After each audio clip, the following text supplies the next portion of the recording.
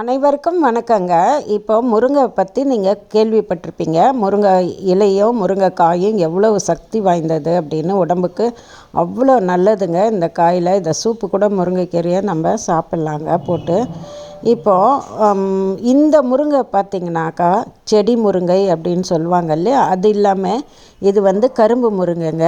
இப்போது ஒரு அடி அப்படி அந்த கிளைகள் இப்போ விற்க ஆரம்பிச்சிருக்காங்க. திண்டுக்கல் அந்த பக்கம்லாம் நிறைய விற்கிறாங்க.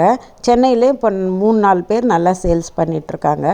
இந்த கிளைகள் ஒரு அடி நீள கிளைகளை கொண்டு வந்து நம்ம நட்டு வச்சுட்டா போதுங்க. ஒரு அடி 1.5 அடியிலேயே பூ அழகாக காய் வச்சுருங்க. அதுவும் ஒரு காய் 2 காய் இல்லைங்க, ஒரு 10 காய் அட் அ டைமில் காய்க்குங்க. ஒரு அடி தாங்க இருக்கும். அவ்வளோ நல்லாயிருக்குங்க அது பார்க்குறதுக்கு. பூ வச்சு காய்க்கும்போது இந்த முருங்கை ஸ்பெஷலாகவே கிடைக்கிதுங்க. கரும்பு முருங்கைன்னு சொல்லுவாங்க. ரொம்ப நல்லதுங்க. செடி முருங்கைன்றது விதை மூலம் வரும். அது கூட லேட் ஆகுங்க காய் வைக்கிறதுக்கு. ஆனால் இதில் தாங்க காய் நல்லா கொத்து கொத்தாக வைக்குங்க. இதை வாங்கியே நம்ம வளர்க்கலாங்க.